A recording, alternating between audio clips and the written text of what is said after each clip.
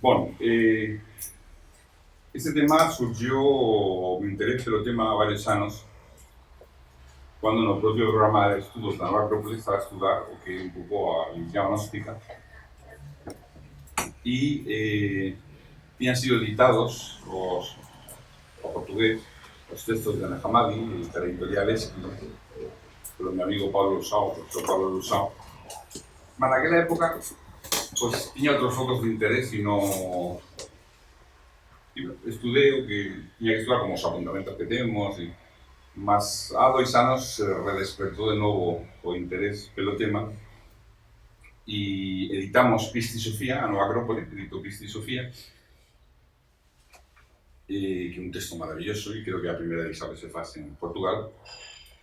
E a partir do estudo, da revisado do texto de Pista e Sofía, que era preciso ler unha vez e outra vez e outra vez, bueno, pues claro, no traballo de edições, ler e ler e ler e ler, pues foi despertando ya máis poderosamente o interés.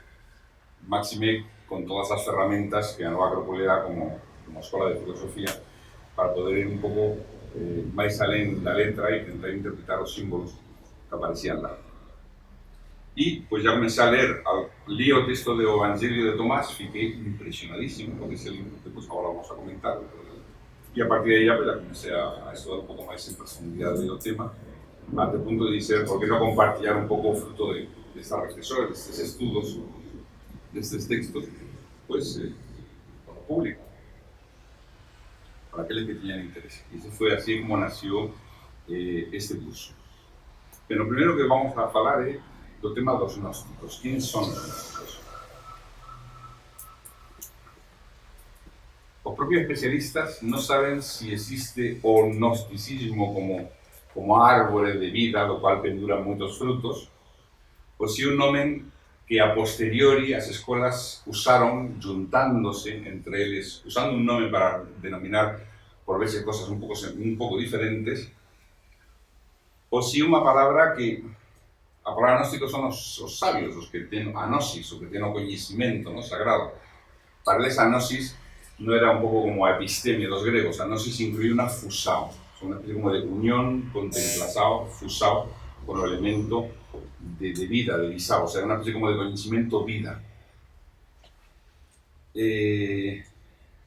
Bueno, o pouco que sabemos dos gnósticos aparece referido, ou era referido, o pouco que sabíamos até o século XIX, era referido pelos libros dos padres da Igrexa que tiñan feito discursos contra eles. Epifanio, sobre todo Hipólito, na súa famosa refutação das heresías, ou contra os hereses, pues dedicou un libro a todos os grupos que había, que incluye sobre a denominación gnóstica, e claro, era un estudo, era crítico terrible, claro, evidentemente, era concurrencia, se falamos un pouco en termos de escolas místicas.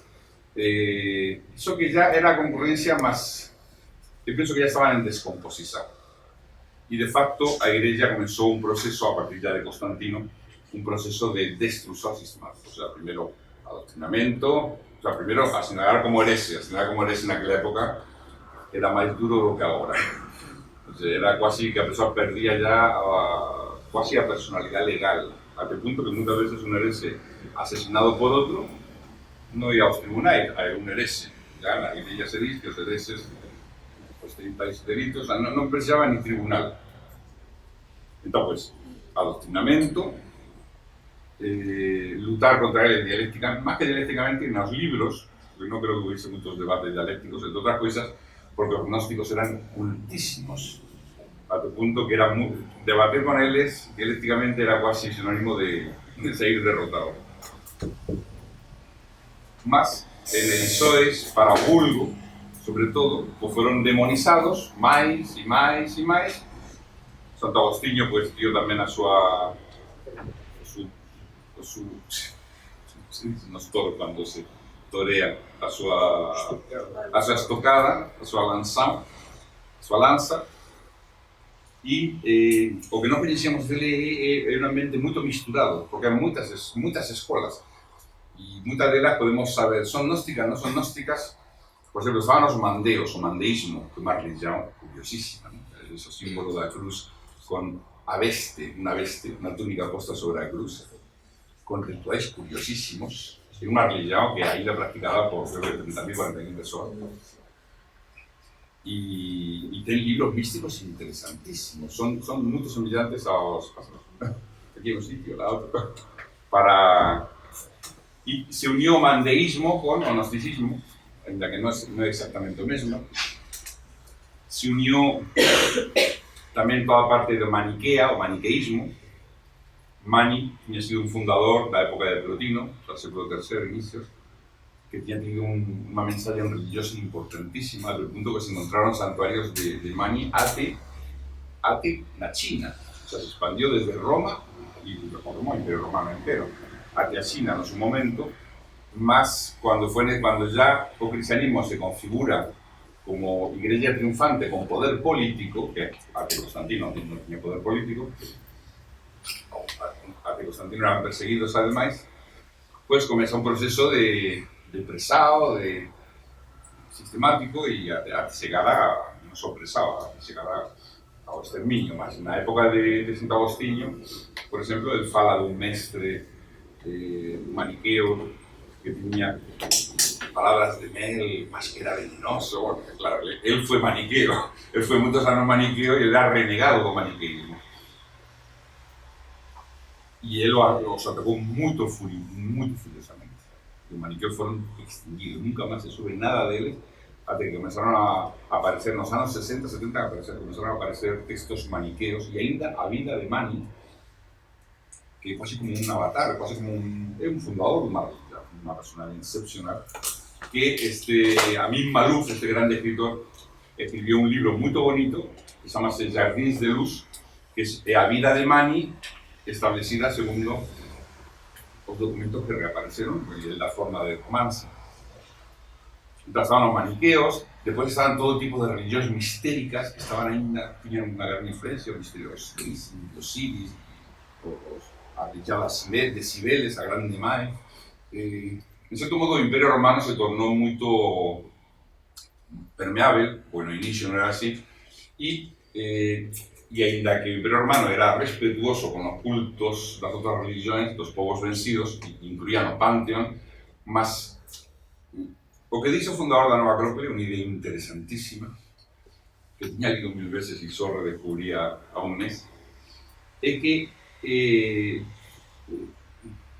los grandes iniciados, los personajes que en cierto modo son el motor espiritual de las civilizaciones, hicieron una tentativa. Él dice esto, hicieron una tentativa, que fue crear o eclectismo, un grande eclectismo. A escuela ecléctica, por ejemplo, de Alessandria, donde vivió Plotino, por ejemplo, o a escuela catequética de Alessandria, que también era o didascalión, que también era ecléctica. Entonces, eclectismo donde hubiese una especie como de religión, sabiduría, que permitiese interpretar y falar y discutir de aquello que un século antes era estrictamente esotérico. O sea, muchas de las cosas que salieron a luz en el século III después de Cristo, un século antes, en el mismo Imperio Romano en Egipto, estaba penado con la muerte. O sea, esto que aparece es un mago, por ejemplo, en la época de Plotino, que aparece referenciado por Porfirio, donde dice que ese mago sabía rituales para cristalizar o propio daimon da pessoa, o genio da pessoa, o alma inmortal, difícil saber exactamente o que é o daimon.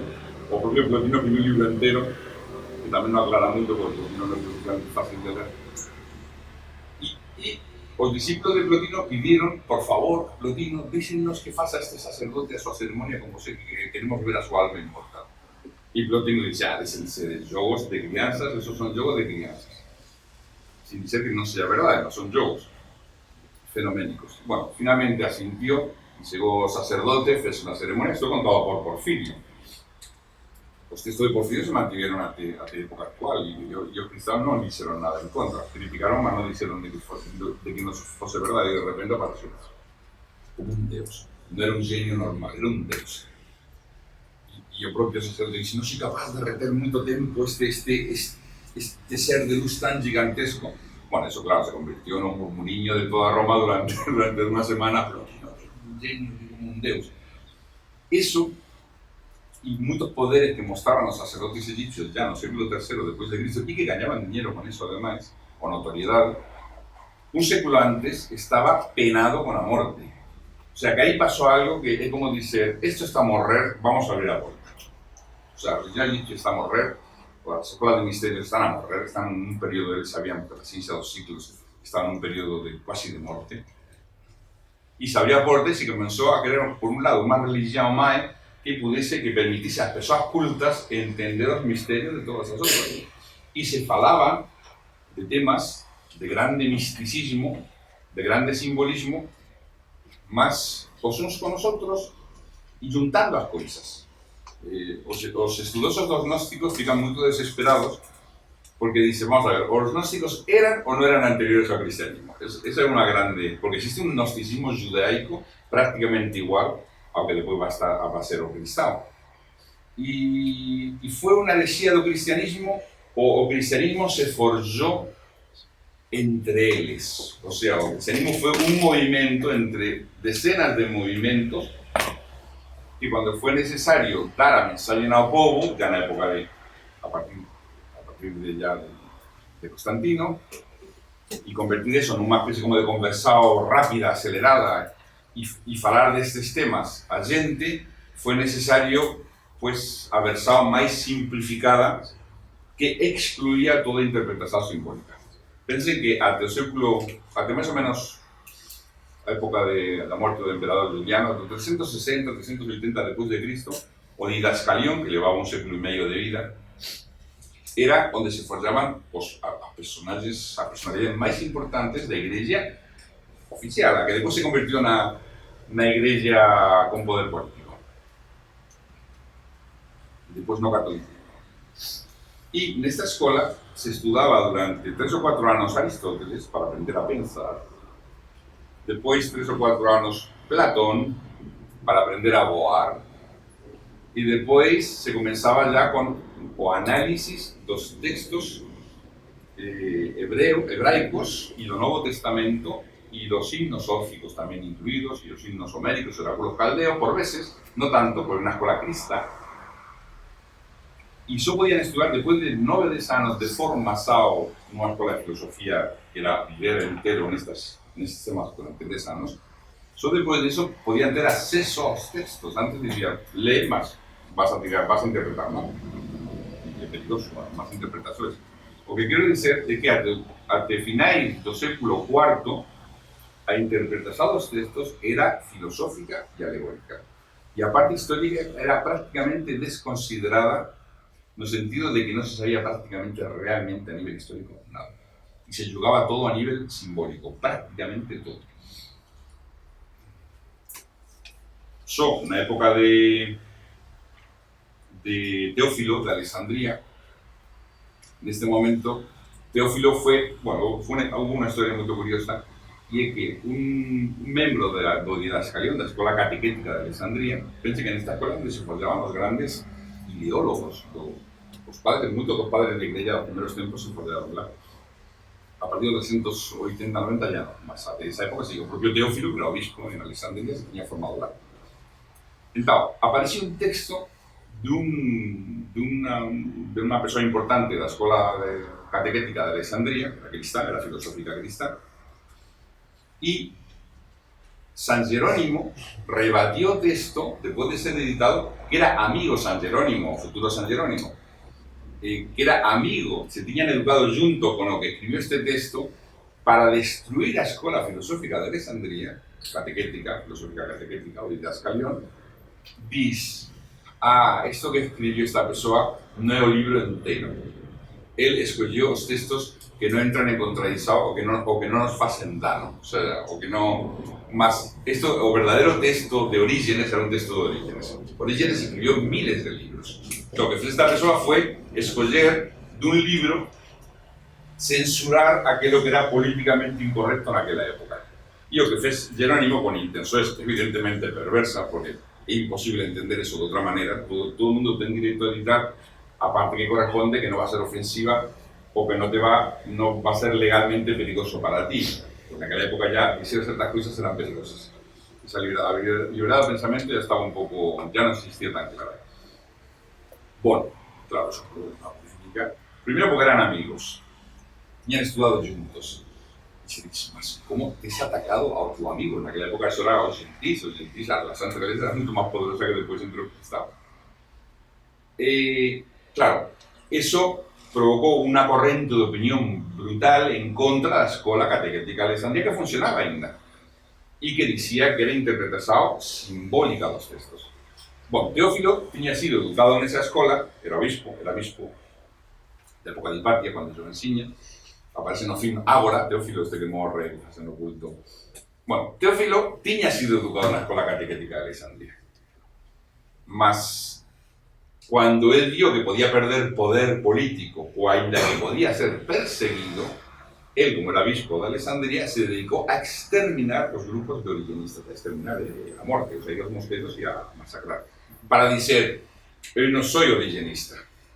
Orígenes fue castigado, fue considerado heresía. La escuela catequética tenía tan buena influencia que permaneció algunos años más, hasta la época de Didimo Sego, que ella se extinguió. Textos de Orígenes, textos de Orígenes, 20, 30 años después, era ser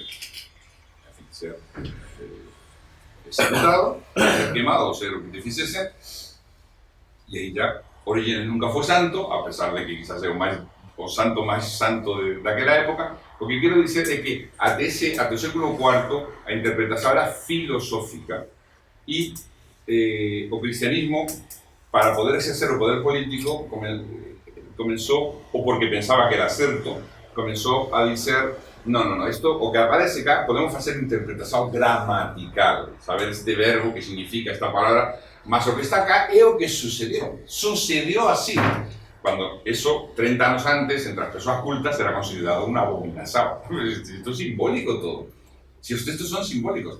Claro, cuando llegamos a los textos gnósticos y comenzamos a encontrar interpretaciones sublimes de la sua libasao, de la sua, no sé, de las flores que irradian, de la mensaje que irradia, y encontramos cómo ellos interpretaban los textos, y dicen, claro, sí que tiene un poco de sentido.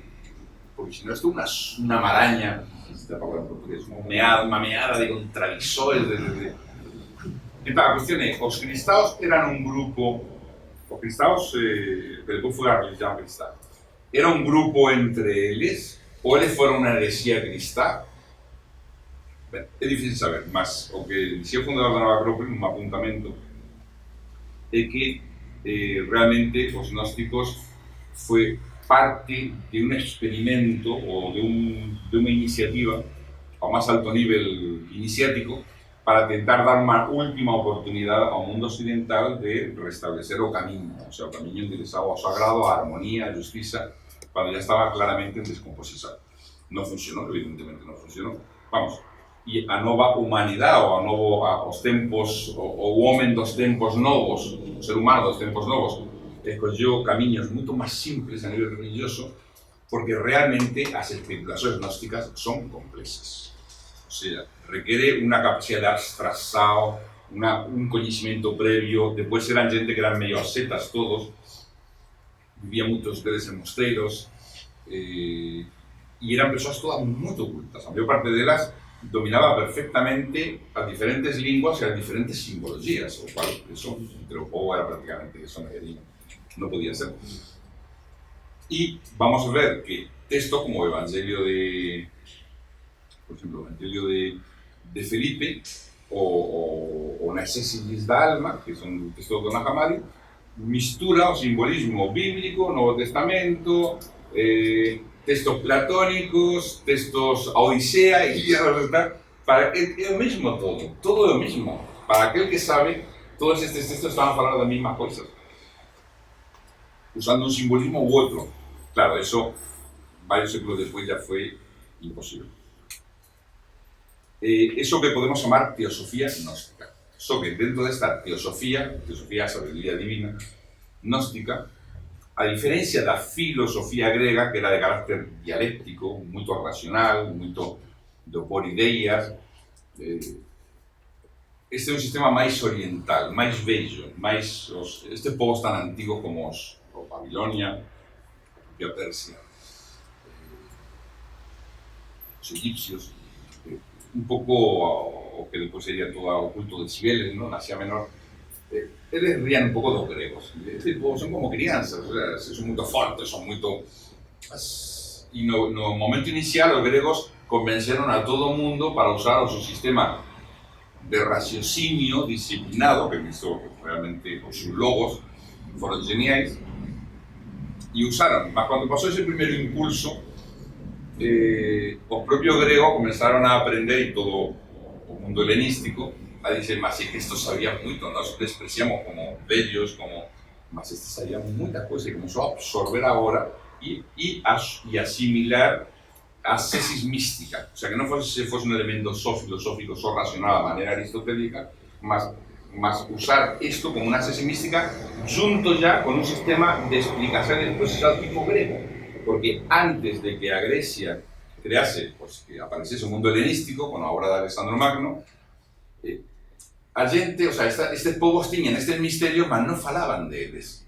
E menos expuñan en libros e menos discutían filosóficamente sobre eles. Eso era considerado casi unha violação, unha profanação do sagrado. Además, non tiñan forma como falar destes temas ben, porque é simbólico cando lemos un texto egipcio. Se poden facer 10 discursos racionais, mas está a falar máis e implicados. Mas aí, en certo modo, este propio povos, cando se configurou o mundo helenístico, todo o mundo helenístico, fez unha tradução dos seus misterios e dos seus ensinamentos sagrados a unha linguaxe racional e accesible. E o que pasou? E aí está, en meio, un caldo onde há moitos grupos, uns máis judaizantes, outros máis helenizantes, outros máis asociados exclusivamente ao Novo Testamento, serían os cristaos propiamente ditos, os gnósticos cristaos, e aparecen unha serie de personaxes que ten unha grandísima influencia, pelo menos os que chegaron a tenor, quizás hubo máis. Pense que quizás hubo centenares de escolas, cada unha delas fundada por un sabio a maneira de Platón, pensen. O sea, persoas dunha grandeza de alma iniciados.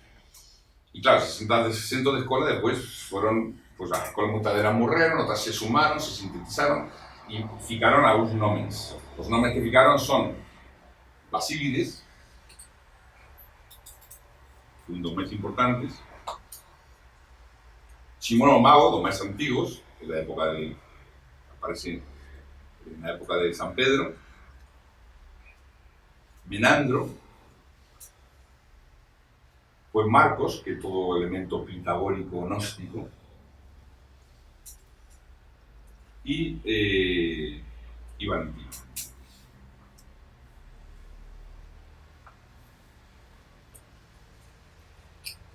Ben, a maior parte dos textos que temos son de inspiración valentiniana. Alguns deles son de inspiración seculares. Todos eles foron depois considerados grupos gnósticos, ainda que son tendencias ligeramente diversas. Eu tiña preparado un libro dos setianos para o final do curso, para finalizar este curso, mas depois de ver o tempo que ia ter e a posibilidade real, pues tirei. Inicialmente tiña para falar de 10 libros, depois pasou a 8, depois a 7, a 6 e fiquei con 5 libros, era imposible falar deles. Então ficará para outro seminario, alguma conferencia ou para algún outro elemento, e especialmente unha obra que é maravillosa, que se chama As Tres Estelas de Set, e un pouco todo o gnosticismo setiano, que é diferente, o sea, Adán e Eva tenían tido 3 fillos, Caín, Abel e Set. E ese Set era, e os gnósticos, moitos deles se consideraban fillos de Set, a raza rebelde. Mas ese va a ficar fora e vamos a falar sobre todo de a enología de Valentino. Ben, há un documento que é moito importante, que foi escrito por Plotino, nas súas Eneadas, que son conjuntos de 9 libros, son 6 conjuntos de 9 libros, 64 opúsculos, e un deles chamase, e do pouco que se sabía sobre os gnósticos, chamase Contra os gnósticos. Naquela época ya se ve que os gnósticos están un pouco en descomposición, que há moitos grupos xa, e que há 2 tipos deles que Plotino refere, e quizás isto indica a súa descomposición, uns deles que son de carácter ascético, místico, e que se isolan completamente de todo tipo de prazeres sensoriais e viven quasi no mundo ou fora dele, de maneira como monges, de maneira monacal. E já naquela época había outra serie deles que eran, que tiñan escolas. Ele non menciona, Plotino non menciona nomes de escolas, mas que eran persoas que por un lado ensinaban todo este conocimiento sagrado y las asociaciones y simbólicas y falaban, pues eso, de misterios, falaban de misterios y posiblemente ainda ejercesen misterios, más que no daban ninguna importancia a moral y a todo tipo de promiscuidad sexual, de manipulaciones, en cierto modo debía ser un pouco como a faz oscura do verdadeiro gnosticismo, mas já naquela época, en descomposición, surgiu. Posiblemente eran gente con conocimiento que tiña entrado un pouco na faz un pouco máis sinistra, ou máis, non sei, máis sexual, máis de dizer, si consigo, o que les promulgaban, pelo que se sabe de Plotino, é se unión da chispa divina con a Sofía dentro de con o primeiro principio, independente do que nós moralmente pasamos. Iso, nas escolas máis da direita, iso non é así. O sea, tú non podes ir facendo dano por aquí e por ali, e misturándote con a materia do mundo de maneira brutal, como un animal, e depois dizer, eu estou contaminado, ¿no? O sea, miña alma é pura, é unha estrela que caiu na terra, pois sí. Tú estás contaminado, mas tú te estás a afastar da tua propia estrela interior, da tua propia alma. Então, pues, já é muito interessante o texto de Plotino porque já fala dos dois tipos de comunidades, dos dois tipos de gnósticos que había. Bom, repito, até o século XIX o que coñecíamos era os textos que atacaban aos gnósticos e se aproveitaban, evidentemente, destes pásaros de Malagouro ou destes feiticeros ou destes magos sin escrúpulos para atacar máis fieramente, porque encontraban armas para atacar, o sea, atacando a uns, atacaban a todos, metían a todos no mismo saco, todos se chamaban a los propios gnósticos. No século XIX aparece o Códice de Berlín e o Códice Askew. O Códice Askew permitió facer Pista y Sofía, que fue una obra monumental, pensé que una obra muy longa, estamos ahí teorizados, son 300, 400 páginas, que en realidad son 2 libros que se juntaron, de séculos diferentes, y de estilos diferentes y de copistas diferentes. Claro, eso provocó una revolución completa, porque por primera vez teníamos los textos de él, no o que hicieron los críticos de él. Y el libro de Geu, que o Códice de Berlín. Y ya está. Y pequeños fragmentos de papiro por aquí y por allá. Bueno, cuando, ya pasó al siguiente capítulo, cuando aparece en Nag Hammadi, aparecen los textos de Nag Hammadi, los 13 códices, y cada uno de ellos varios libros, 52 libros en total, algunos de ellos muy fragmentarios. Eso fue una auténtica revolución. De facto, yo tengo un libro, ahora no me lembro do autor, que fala dos gnósticos e diz, no momento, segunda edición, no momento que escribo esta segunda edición, aparecieron todos estos documentos y estoy a ver que muchas de las cosas que yo dije ya no son exactamente así, no, claro, fue una revolución completa. De ter Pista y Sofía y de ter el libro de Geu y ya está, y a referencias de los padres de la iglesia, a que de repente encontrarte una masa de documentos. Esos fueron los manuscritos de Nag Hammadi. Fueron encontrados en 1945 en la localidad de Nag Hammadi, de ahí o nome, a uns 100 km de Luxor, no Alto Egipto, 12 códices de papiro, más encuadernados como libros, como tal y como libros con Ismaika, con la encuadernación en tel, y con textos de la época, de contabilidad o que fuese, para cubrir o alombada, no, ¿cómo se dice la parte? Alombada de todo, alombada de todo eso, ¿no? Para cubrir a lombada, unos textos para encher que permitieron hacer a datação con esos textos. de cuándo fueron escritos en copto. A mayor parte de ellos se sabe, pero Stiglitz sabe de las palabras que aparecen sin traducir, por varias cosas más, que a mayor parte de ellos fueron los originales, fueron escritos en griego, y estos eran copias coptas, diferentes tipos de copto, fundamentalmente safídicos, copias coptas de textos griegos, a mayor parte de ellos.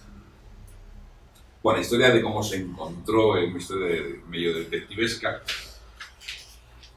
o que encontraron, que eran camponeses, tenían miedo de que cuando abriesen, se encontraron una especie como de una gruta, una especie como de cerámica, un pote de cerámica, y tenían que abrir a tampa, y decían, cuando abramos a tampa se va a salir el genio y nos va a exterminar. Curiosamente, hubo una historia de mortes asociada a un dos descubrió de él justamente después, por temas de dívidas de sangre.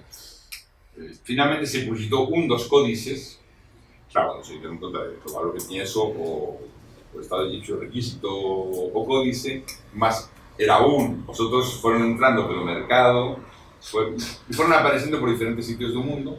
La propia institución Jung compró un deles, que es llamado Códice Jung, y bueno, finalmente fueron apareciendo todos, ainda que se perdió algún material, claro, lógicamente, en medio de esto. Y un deles, estoy a punto de ir ao fogo pela mae de un dos descubridores. Una historia muy curiosa. Fueron encontrados muy perto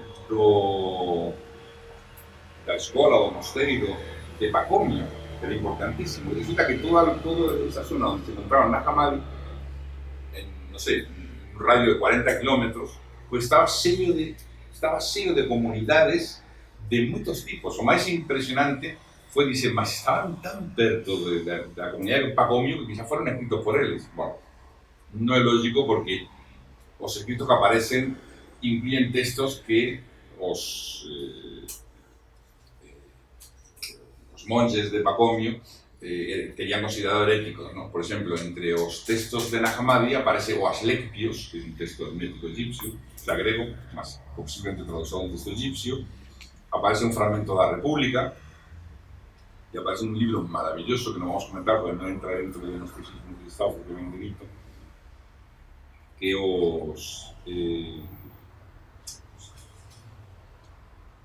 de sexto empírico, las sentencias de sexto empírico, que puramente filosófico. Entonces, sí, sentencias de sexto empírico. Está no Códice 12. Es un texto maravilloso que se conoce ya por otro lado ese texto, que se tiene que encontrar fragmentos por otros lados, más un texto de filosofía medio neopitagórica, estoica, más de mal basado y que tiene una grande difusión, parece ser, no Imperio Romano.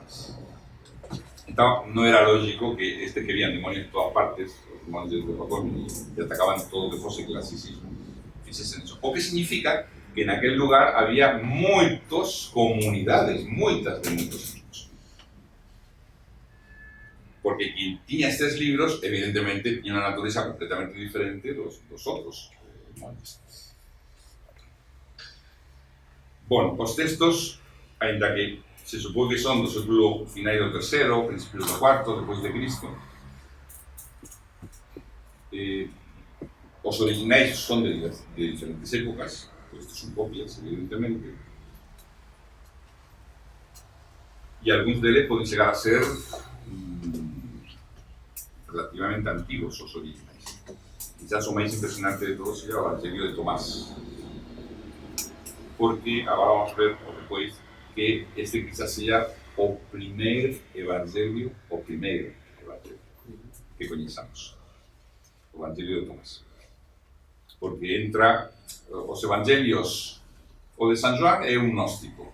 Eso fue o un gnóstico renegado o un cristiano muy oculto, filósofo que escribió contra gnósticos y usó varias de sus imágenes. No tiene nada que ver o de San Juan con los otros tres. O de San Marcos está por un lado y San Lucas y Mateo por otro. Se faría a teoría de las dos fuentes. Pues o de Lucas y o de Mateo se sabe, analizando el texto, que provienen de un documento que es llamado, pero menos una teoría del documento Q, e se fala que ten tres estratos, Q1, Q2, Q3, o sea, diferentes acréscimos. Entre otras cosas, pues se repiten, hay cosas que se repiten una vez y otra vez, entonces eso puede ser porque se juntaron textos de diferentes épocas. Pois ben, o Evangelio de Tomás que repite certas cousas, o que significa que debe haber outro máis original do que el, coa cousas que está a repetir de forma usando imaxes moito semellantes, mas se ve que juntaron, o sea, que pregaron un texto outro, juntaron e non se quixeron cortar as cousas que eran iguais porque eran un pouco diferentes. Como aparece na Biblia. A Biblia cando dice a muller adúltera, si a muller adúltera se debe facer unha abominación que faz a muller adúltera, é unha abominación que faz isto, unha abominación que faz isto outro. E 3 ou 4 páginas depois dice exactamente o mismo, mas ya non dice que é unha abominación, dice que debe ser castigado con a morte. Entonces, evidentemente, estos son épocas diferentes, copistas diferentes, o sea, nun simplemente dicía que era abominación e noutro pegaron exactamente o mismo texto e acrescentaron, pues podían ter dito eso desde o inicio, non tienen que repetir o texto inteiro. O sea, evidentemente son dos copistas diferentes, un que dice que son os que debe facer e outro que dice quien faça eso o mato. O sea, son épocas diferentes. E tal, con o texto de Tomás sucede o mesmo, que significa que ya é unha copia, pero que aparece no texto, aparecen fragmentos que despois van a aparecer en Lucas e en Mateo, e se ve que é anterior. O sea que, para algúns historiadores, con esa muita polémica, porque tamén hai moitos xogos de intereses religiosos no medio, por eso é enemigo da verdade, ¿no?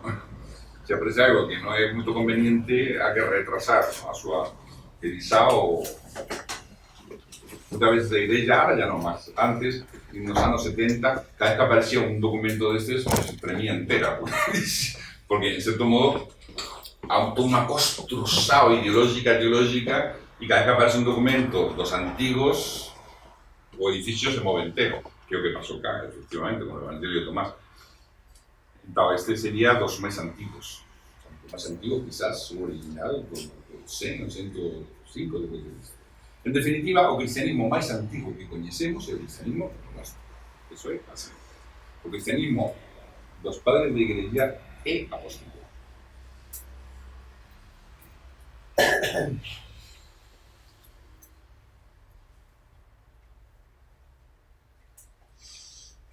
Bueno, quais son os textos que aparecen?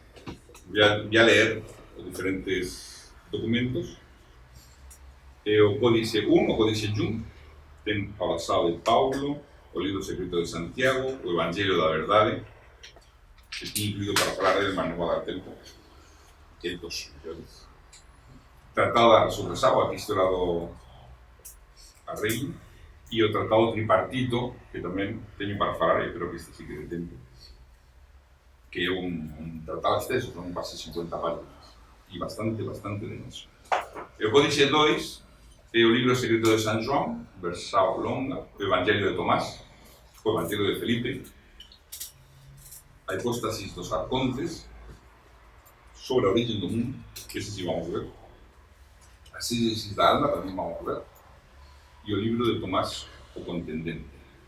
O Códice 3, o Libro Secreto de João, todo esto vais a Wikipedia e voy a leer casi medio ceremonial, no voy a falar de los textos, voy a mencionar todos ellos, mas esto na Wikipedia, puedes ver todo este contigo. O Evangelio con todos os egipcios, o libro sagrado do grande espírito invisível, a Epístola de Eugnostos, o propio nome é Eugnostos, o bon coñecedor, ¿no? É sospeitoso. Sofía de Jesucristo, Diálogo do Salvador.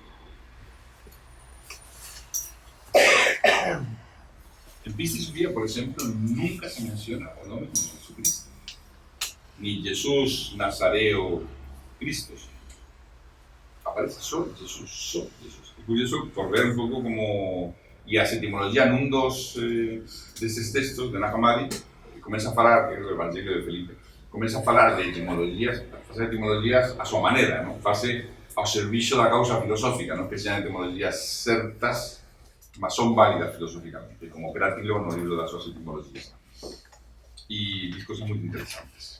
Cristo é o revelado, Jesús é o nome oculto e Nazareo representa, bueno, Nazareo é oculto e Jesús é o Logos. Esa é un pouco a cosa que faz. Depois, se dá tempo, vamos a ver un pouco iso. O Códice 4 é o libro secreto de João, a versão longa.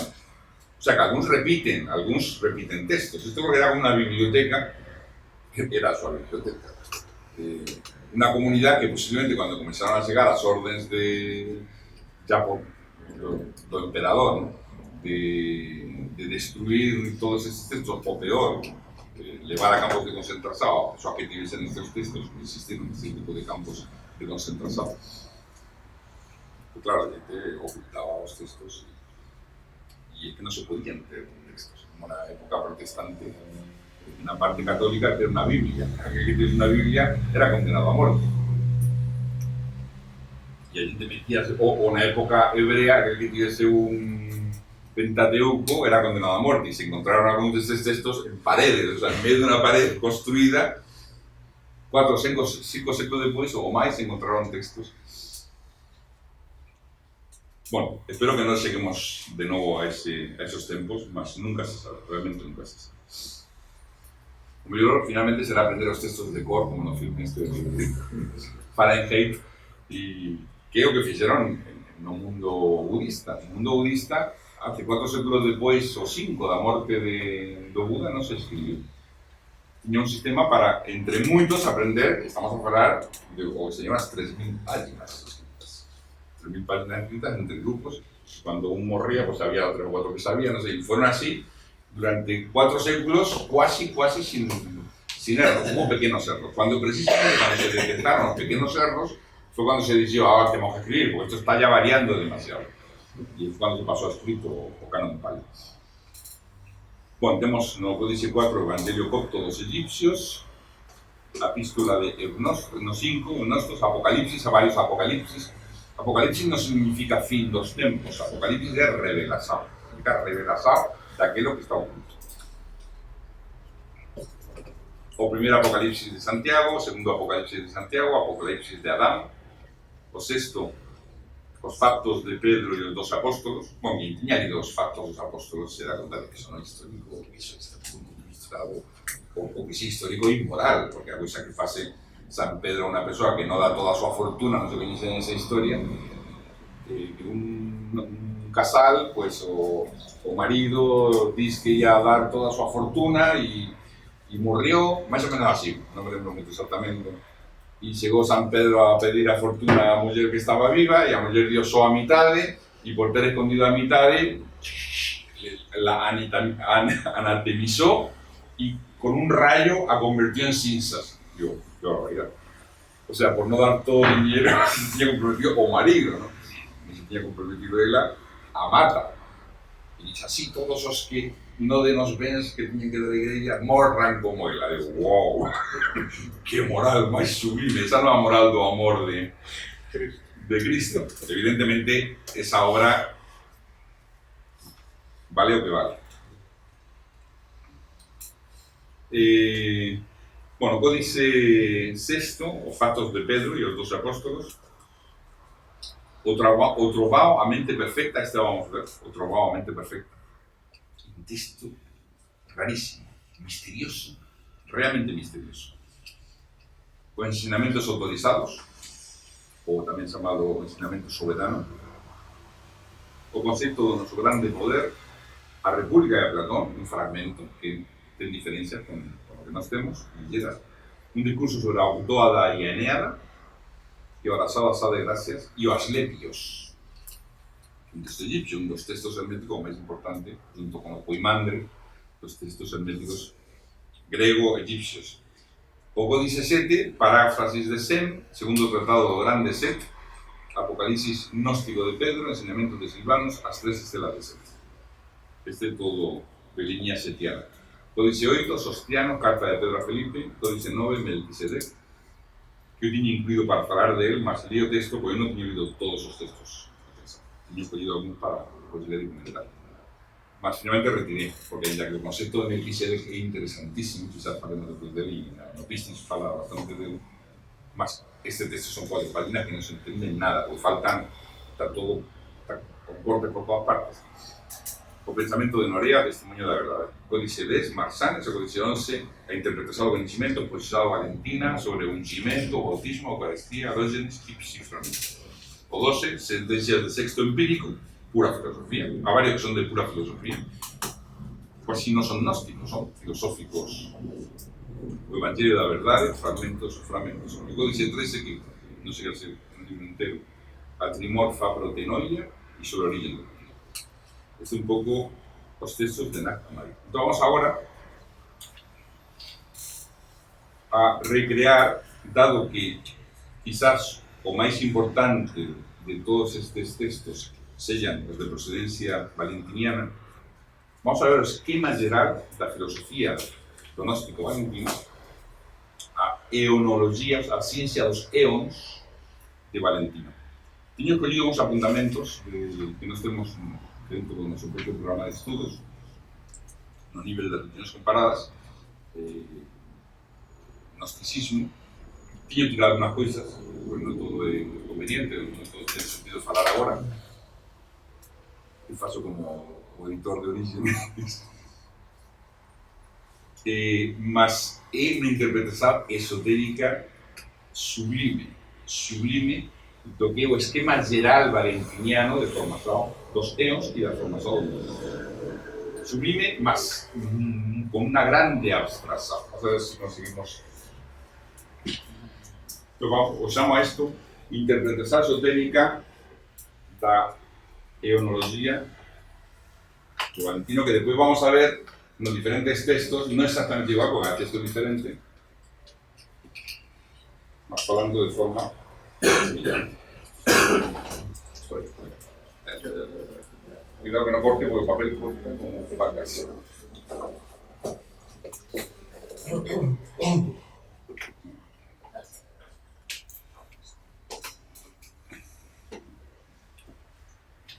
Bueno, digamos, un dos conceptos máis importantes no gnosticismo, e en concreto en todo o gnosticismo, más que na filosofía de Valentino e dos seus discípulos, aparece, ouvese ben a vos, ou é preciso que fale máis alto, ouvese ben? Ouvirse sin entenderse non, mas ouvirse se ouvese ben. Bon, é o concepto do pleroma, que se pode traducir como plenitude. O pleroma é, se queremos facer unha correlación, é o mundo dos arquetipos de Platón. É o reino inteligible, onde viven os arquetipos. Os arquetipos de Platón serían os éonos. Eso quizás sea, claro, eso non nos permite saber qué son. O sea, establecer unha correlación entre dos cousas que ignoramos non nos permite saber exactamente o que é, mas digo por ter unha referencia máis ou menos clara con respecto a nosa cultura, ¿no? Todo o mundo ouviu falar dos arquetipos de Platón. Entón, é un mundo de tipos perfectos, de seres, de imagens perfectas, de perfecta armonía. É un mundo onde a mente fica en silencio na contemplación da unidade primeira ou do grande misterio. Os éons aparecen como un coro en contemplación pura do primeiro principio. A mente fica en silencio, o espírito reposa no silencio desta contemplación da unión con o divino, con o grande abismo, con a grande profundidade, que é o interno das coisas. Ben, agora, un degrau máis baixo que eso, o como diría Platón, iluminado por ese sol da bondade, aparecen todos os seres da natureza inteligible. Platón lembra que cuando a persoa sae da caverna se encontra con o mundo real, ya non é o mundo das sombras. E o mundo das cousas que son reais, que ni nacen, ni viven, ni morren, están eternamente vivas. É o mundo dos arquetipos, e que son infinidad de arquetipos, tanto como números. O quasi. Bueno, os números son arquetipos así propios. Mas a un sol que dá vida aos arquetipos. Eso é importante. El sol que da vida a esa naturaleza con un mundo inteligible. Y ese sol, para Platón, é a idea do ben. Os gnósticos, cuando falan deste tema, bueno, non todos falan deste tema, é o Padre. O sol que dá vida aos arquetipos, o que dá vida aos éons, é o Padre.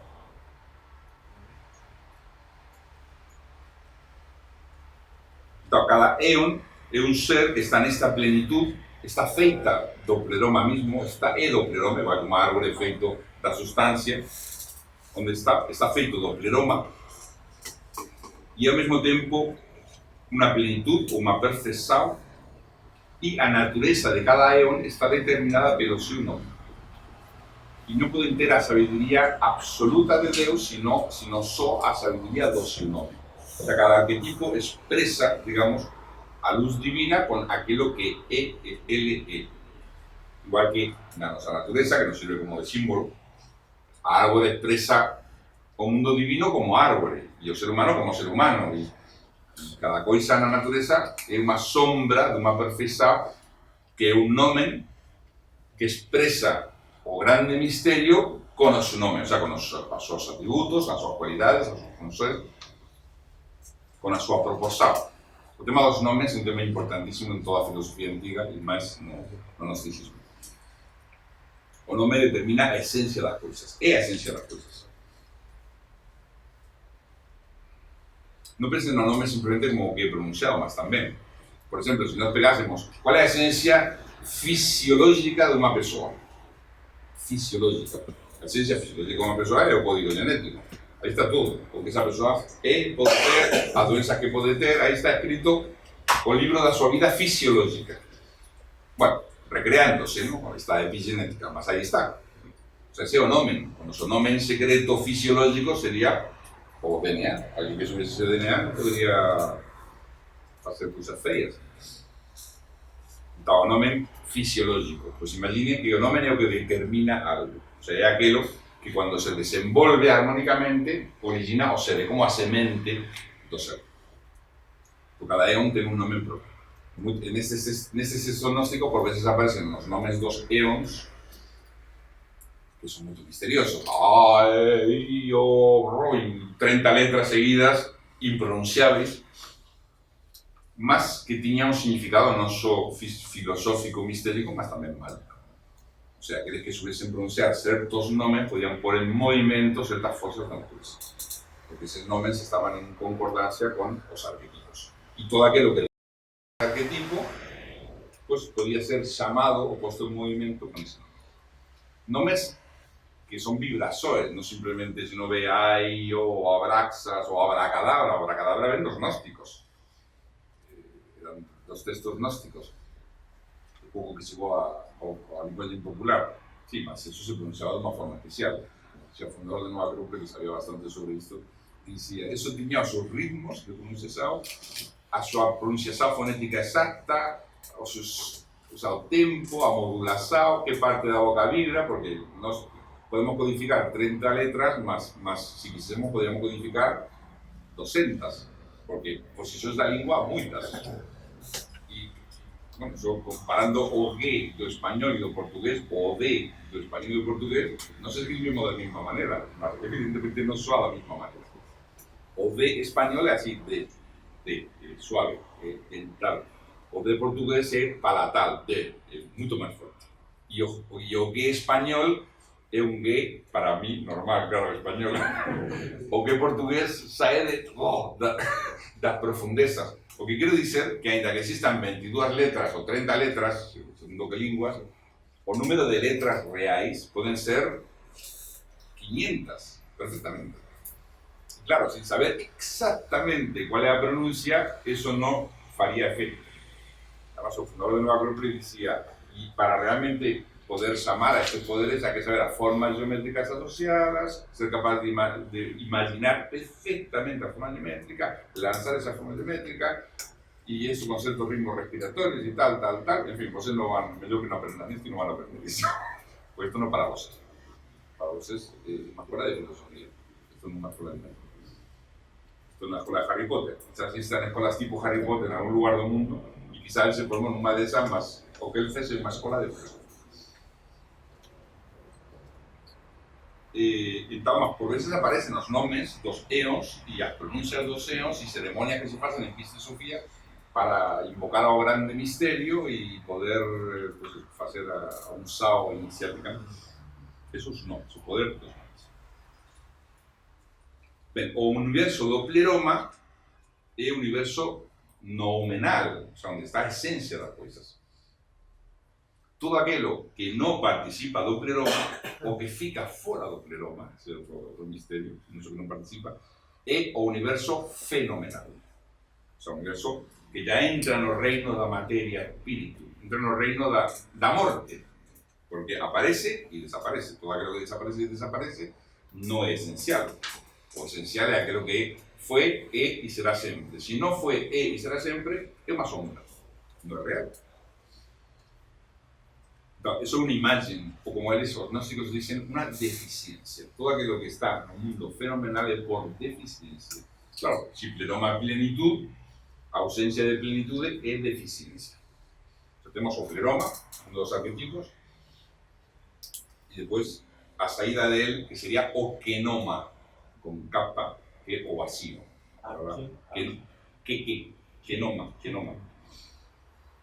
Ben, estes señores son difíciles de estudar porque tienen muchas variaciones.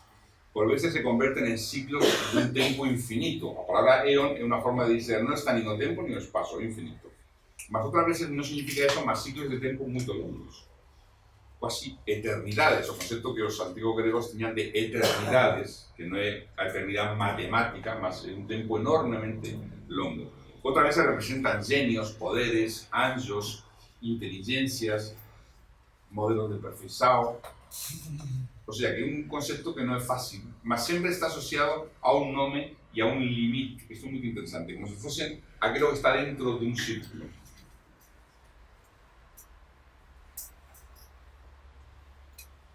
Y precisamente porque está en un círculo, porque está en un círculo, ahí está su esencia. Está dentro de una circunferencia, dentro de un círculo. Cada un deles. Muchas veces os éons é o propio limite, una palabra gnóstica é horos. É un limite dentro do cual se llena. O sea, como si a realidad fenomenal fuese un buraco da plenitud. Imaginen que no se ve una plenitud, como si fuese un champán, y ahora salen buracos de ese champán, de esas bollas, o sea, bollas, que como un buraco, una bolla, son ausencia de. O sea, todo lo que existe fuera de esa plenitud es una ausencia. Entonces, o eon está representado, en este caso no, pero que está dentro, más, pero que está fuera. O sea, es el límite da plenitud con aquello que no es plenitud. En las antiguas filosofías esotéricas, ese límite estaba asociado con a lei. Ese era a lei. A lei era o que separaba o ser do no ser das coisas, ou a súa realidade da súa apariencia. Bueno, no panteón hindú, esos eons serían o equivalente ao que les llaman Vyachohans. No budismo, por exemplo, esotérico de Mahayana. Son los señores da luz. Os eons son los señores da luz espiritual, o sea, da luz con mayúsculas. Pero tanto son los regentes de todo lo que existe en el mundo real. Después vamos a ver que el mundo manifestado se llega a imagen, muchas veces los eons más una imagen deficiente.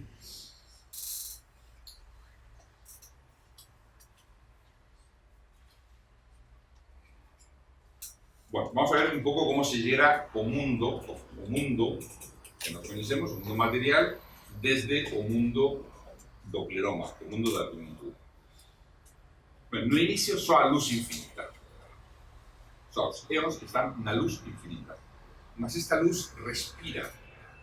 O sea, ten un movimento como desde o centro até a periferia e da periferia até o centro, como se palpitase. Como se fosse un corazón. Como dice a doutrina secreta de Blavatsky, o único que podemos dizer do un é que ten unha expansão e unha contração, como se fosse un corazón.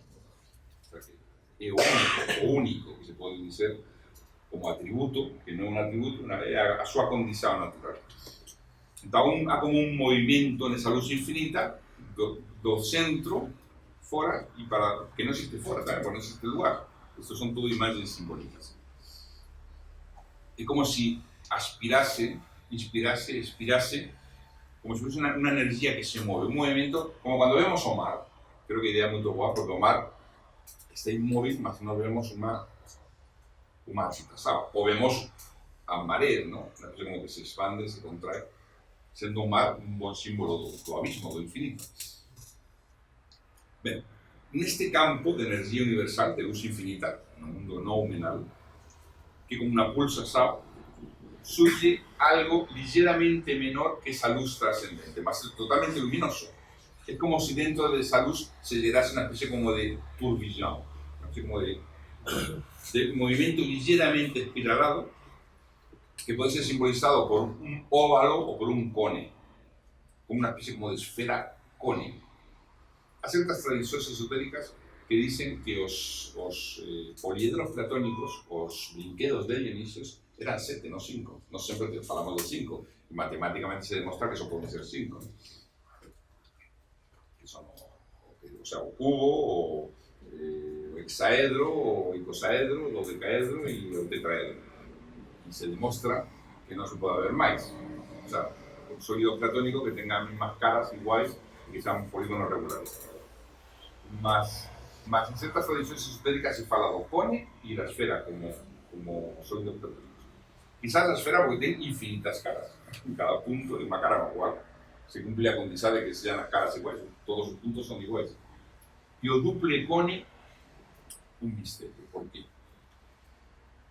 Entonces, esa esfera cone é un símbolo do primer movimento dentro desa luz infinita que vai a comenzar un proceso, vamos a chamar gestativo, ainda que ainda non está gestado. Então, dentro desse turbillão aparecen dúas polaridades, dois centros, que son o símbolo entre o equilibrio, entre o positivo e o negativo. E finalmente esas partes, dentro da luz infinita e sin deixar de ser luz infinita, se separan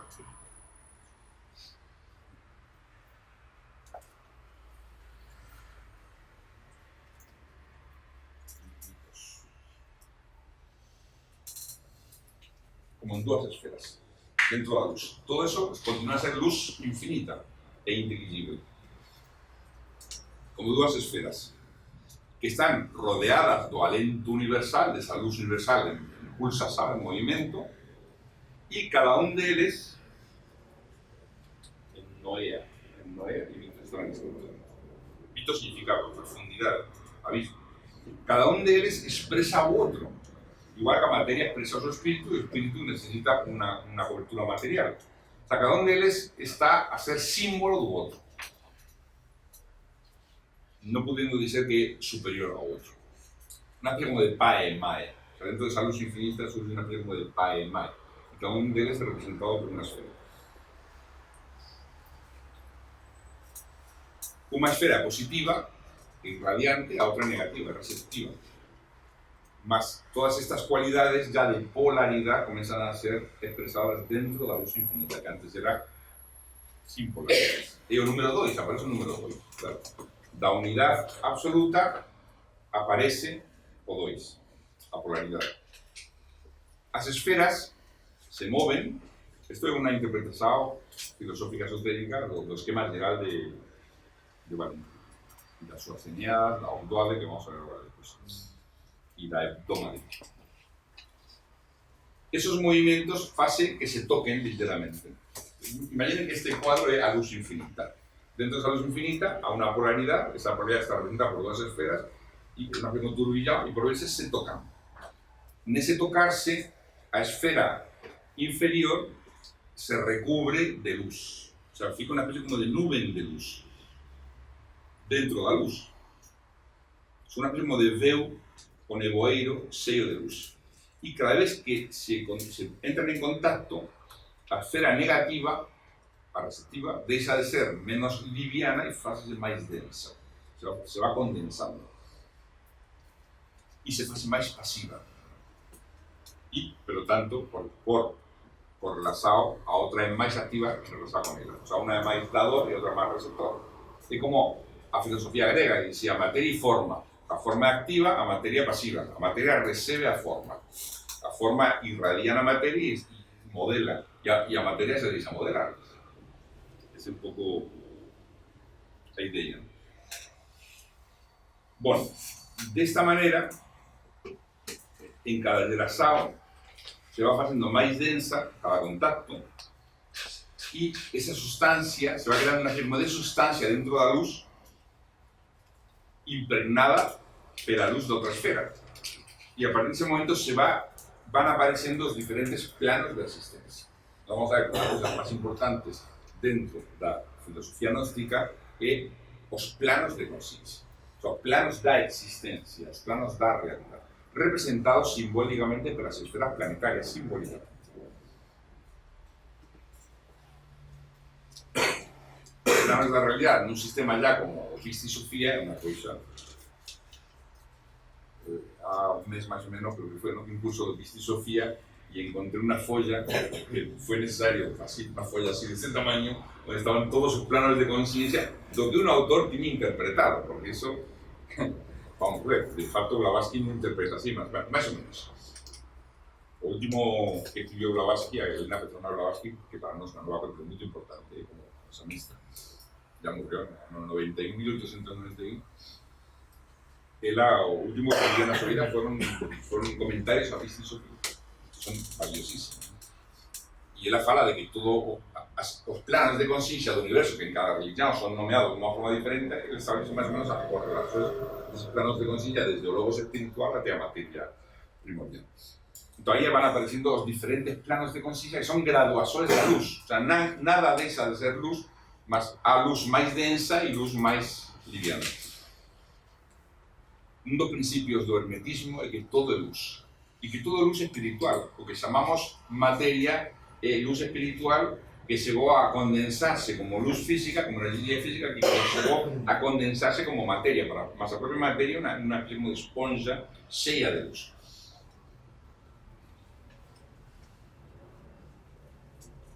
O sea, la luz se mueve libremente en su plano infinito, mas cuando se va densificando se mueve en laberintos cada vez más entrecruzados. Sería un poco a idea.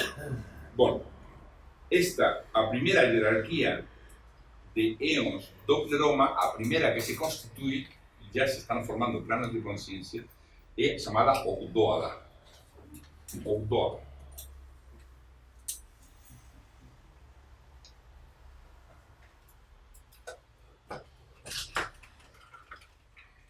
Que significa oito, o oito. É o princípio do oito. Em grego,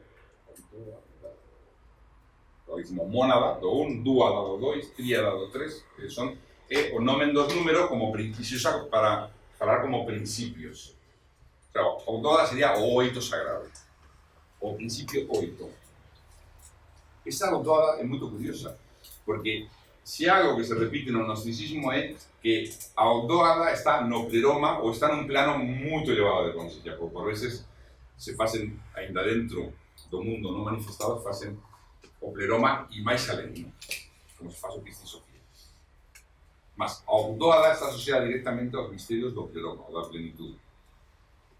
É curioso porque ese nomen, o oito, pues, según dice el profesor Libraga, esta primera Ogdoada, porque podemos saber que hay varias Ogdoadas, esta primera Ogdoada puede ser representada como una dupla pirámide triangular.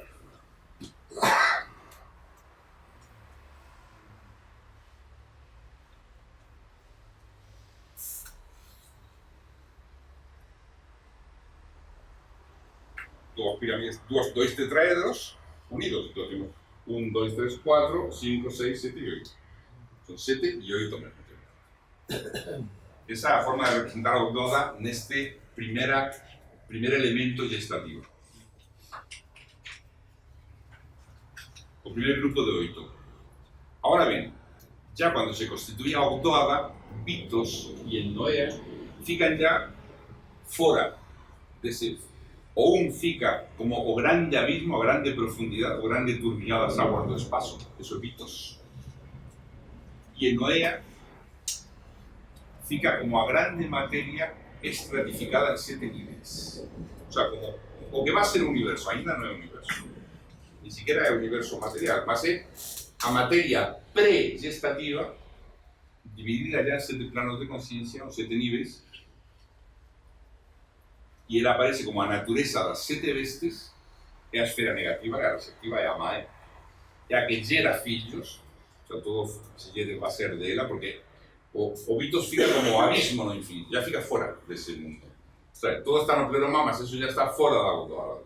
E proyectado dentro de ela o desde ela aparece una especie como de Virgen Mae, una Virgen do Mundo, o Anima Mundi, que ela en sí propia va a concebir fillos y que se divide, comienza a dividir o a hacer dentro de ela lo que sería abdómade, que siempre está por debaixo da autora.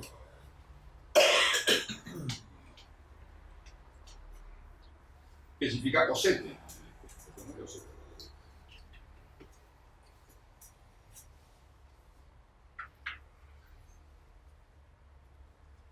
Então, a esfera negativa, en Noé, se converte en 7 esferas. Uma que contém 6. O sea, en Noé, Vitos fica fora. As grandes aguas primordiais fora já do que vai ser gestado. Como o pai consigue o filho e se vai embora. Fica ela com o filho, com o que vai ser o filho depois. En Noé se convierte en una esfera que incluye dentro de ella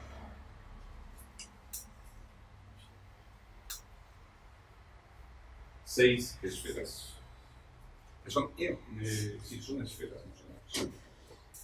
Y esas esferas se constituyen en sisisias. No mundo gnóstico aparece continuamente un concepto que es sisisia o sisisia,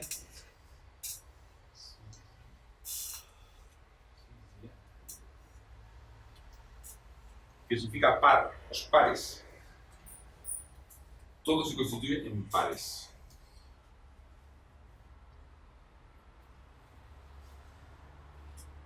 Então, tínhamos a unidade, a grande luz infinita, inteligível, a dualidade, quando se polariza, Vitos en Noé, e aqui aparece a trinidade, o sea, aparece o número 3, o principio ternario, porque aparece o 6, que fase 3 pares. Esos 3 pares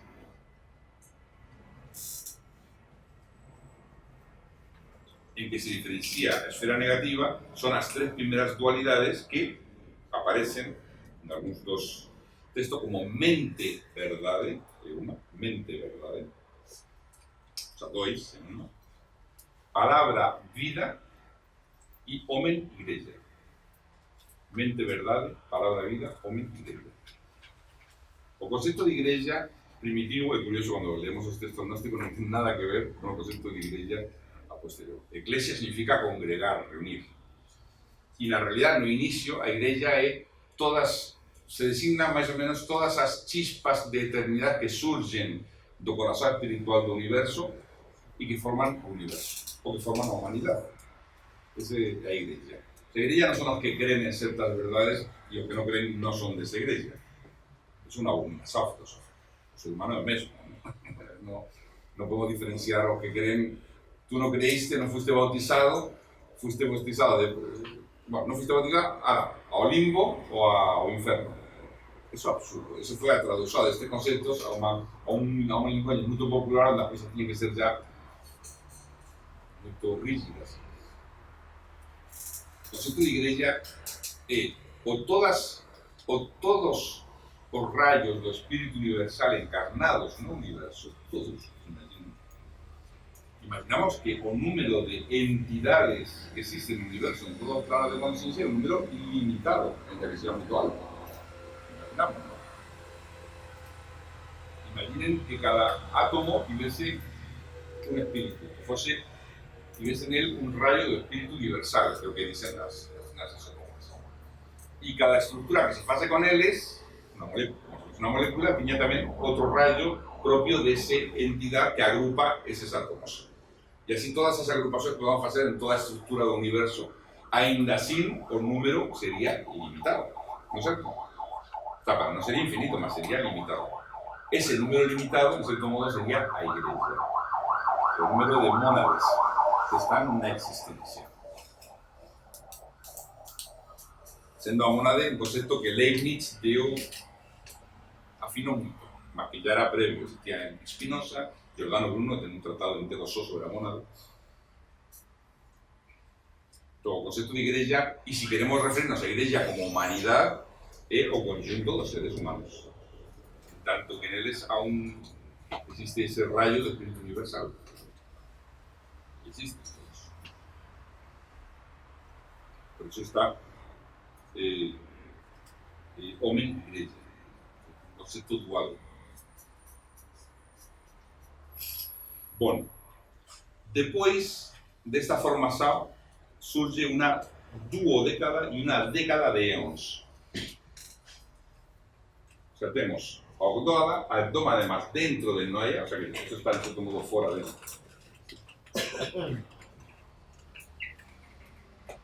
Y surge 12, duodécada, ya puedo escribir como 12, como principio, 8, y 10 como principio, década. Como si as tres expansores do pleroma, sin contar o que está a suceder cá, como si os tres pasos ou expansores do pleroma fosen a ordóade, a duodécada e a década, que suman 30. Son diferentes de grados, son eons en diferentes de grados, como duode, como duodécada y como década. Organizados esos 30 en pares, son 15 pares.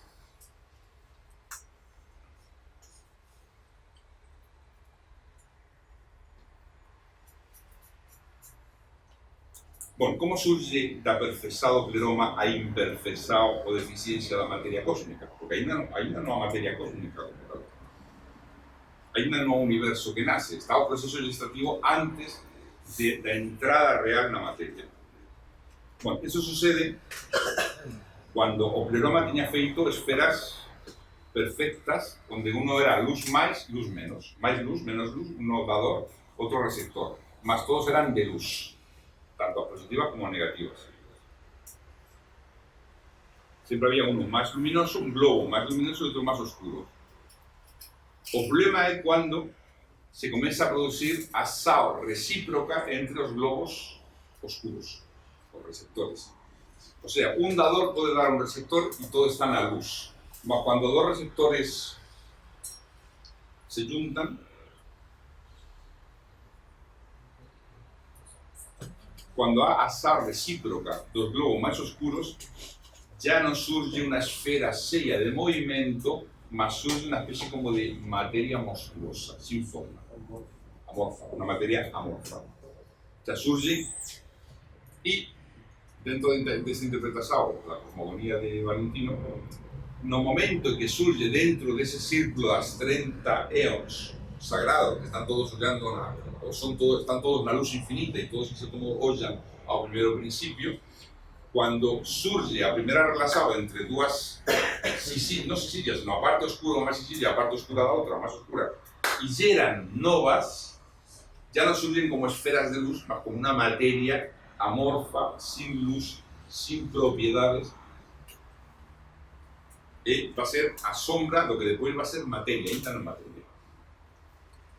Entonces, dentro de la cosmogonía de Valentino, que se dice que cuando surgió esto, los propios eons, los 30 eons, ficaron, ¿qué está pasando?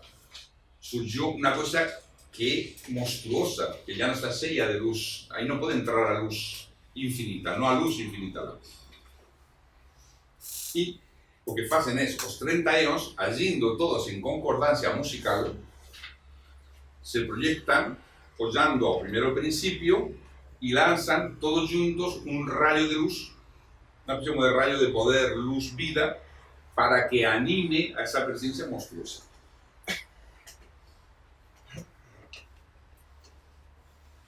Ese eón o globo de luz novo entra, feito por todos los 30, entra dentro de esa materia amorfa, entra dentro de ella, circunda, aisola do resto dos elementos do pleroma, dos eóns do pleroma, amove, a dinamiza, y ahí surge o sea, un universo material que conocemos en todos sus planos de conciencia, la materia, tal y como conocemos, más que morre, o sea, que nace, vive y morre, o sea, que lo que sea fuera da eternidad, é feito por unha masa amorfa más una especie como de esfera luminosa, quizás esto sea lo que Platón llama o un y otro, o de Newton es universo do un y do outro. O outro será a masa informe e a presencia luminosa que va a ser a alma. De cierto modo, o que fez foi encarnar. O sea, é como a eternidad encarnó no temporal. ¿Entiendes? O eterno encarnó naquilo que ya no va a ser eterno. E por eso foi crucificado. O sea, a crucifixao é un símbolo da contração, da encarnação, ou da cruz a que se somete o imperecedor, o eterno, por razones, como dicen los textos gnósticos, da economía universal. O sea, una economía que para que eso tenía que ser así.